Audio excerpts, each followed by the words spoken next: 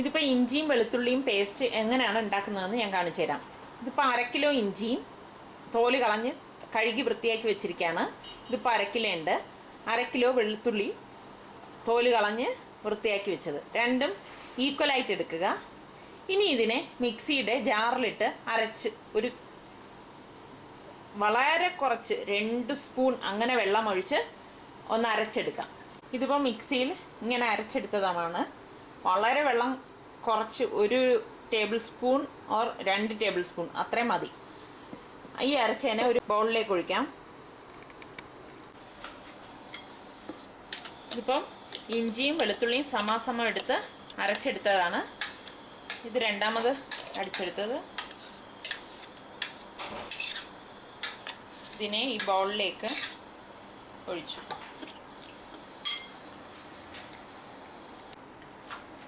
ഇങ്ങനെ അരച്ചതിനെ സ്പൂൺ കൊണ്ട് നന്നായിട്ട് മിക്സ് ചെയ്യുക. ഉപ്പൊന്നും ഇടണ്ട. മിക്സ് ചെയ്ത ശേഷം ഒരു പ്ലേറ്റ് എടുത്തിട്ട് ഇതിനെ അതിലേക്ക് ഒഴിക്കാം.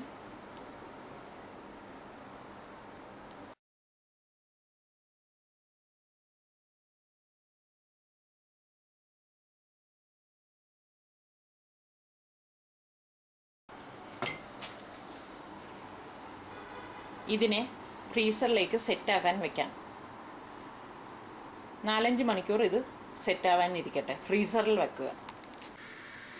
ഇതിപ്പം ജിഞ്ചർ ഗാർലിക് പേസ്റ്റ് ഫ്രീസറിൽ വെച്ച് സെറ്റായതാണ്. ഇതിനി ഈ പാത്രത്തിൽ നിന്ന് ഇളക്കാനായിട്ട് ഇങ്ങനെ കമഴ്ത്തിയിട്ട് കുറച്ച് വെള്ളം ഇതിന് പുറത്തേക്ക് ഒഴിച്ചു കൊടുക്കുക.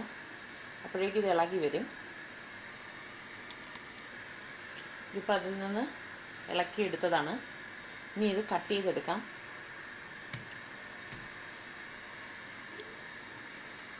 ചെറിയ ചെറിയ ക്യൂബായിട്ട് കട്ട് ചെയ്യുക, മീഡിയം സൈസായിട്ട്.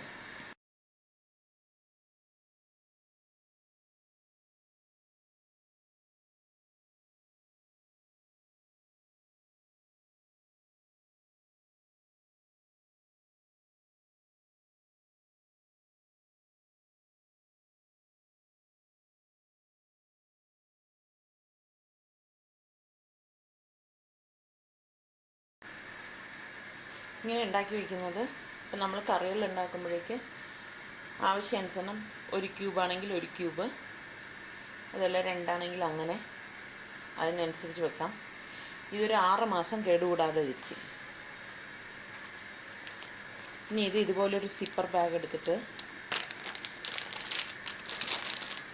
ഇതിനകത്തേക്കാക്കാം.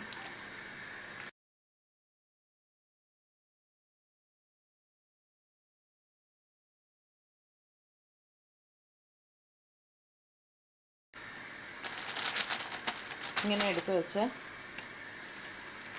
ഇത് സിപ്പ് ചെയ്ത് നമുക്കിത് ഫ്രീസറിലേക്ക് വെക്കാം.